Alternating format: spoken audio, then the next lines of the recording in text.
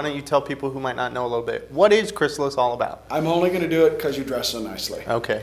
Chrysalis is a nonprofit that offers up employment opportunities for people who are homeless or economically disadvantaged, and is an amazing place where some of the most hard luck cases out there are getting a second crack at life. There's so many charities that do great work, soup kitchens, homeless shelters, but this one is really about not only so much giving, but also expecting something in return from people. The motto they like to utilize and have utilized in years past is a hand up, not a handout. Yeah, you know, they're incredible. It's hard to go through the Chrysalis program. You bet. I mean, first of all, you have to have gone through the work of finding some sort of stable environment to live in. Sure. They want you to have 30 days of sobriety.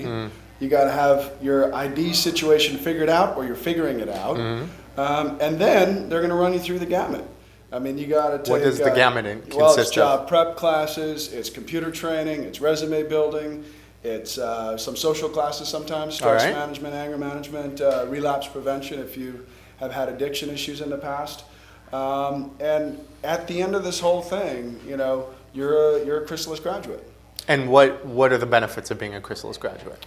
Well, you first of all have got a lot of knowledge under your belt, and you're knowledgeable about using computers. You can attach a resume to an email. You can set up an email account to do those things. You have a place where you can be found. You have an address, a physical address where you can receive mail. Email, everybody loves the email. Email, you have a place where you can receive phone calls. Okay. So for a transient population, people who aren't spending too much time in one place, Chrysalis is sort of a bastion of stability and security for them. I think one of the other real interesting things that I'd love for you to maybe expand a little on, people are getting out of a homeless situation. They might be getting out of having been incarcerated, and they haven't had a resume, let alone, you know, jobs for an extended period of time, and they're trying to go out and get work. So how are they dealing with that kind of situation? An extended period of time, and sometimes never. Yeah, no, sometimes for sure. they've never actually, hard to do a resume when you've never actually had a job. Never had a real job. You know, and a lot of people, you know, they've had to hustle out on the streets. You know,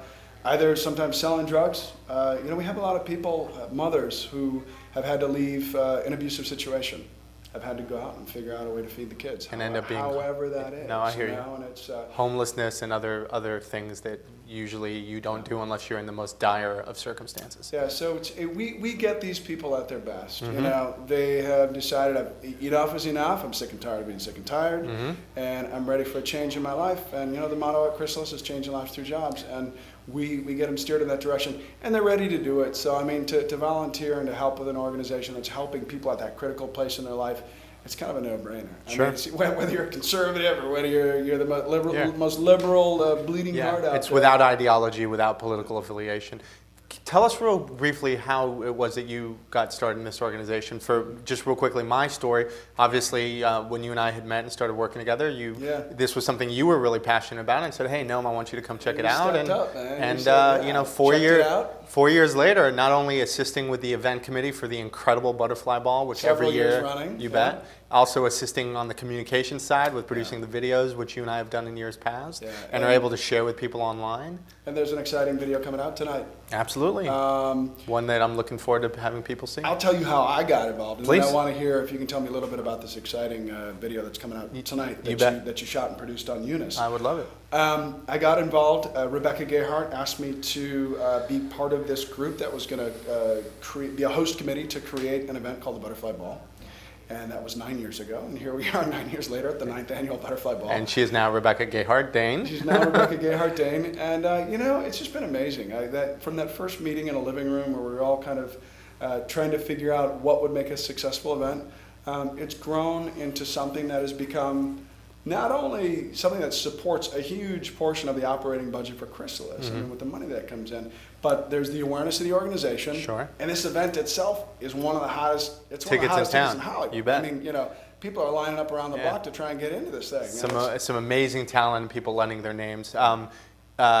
So what I'd love to do is share with you a little bit about tonight's video. The Client of the Year is an annual thing that they do where they really give recognition to one client who really has embodied the promise of what Chrysalis represents. Who is that? This year, the gal's name is Eunice Boynton, and her story actually is a little bit different than the ones that you've seen in your past.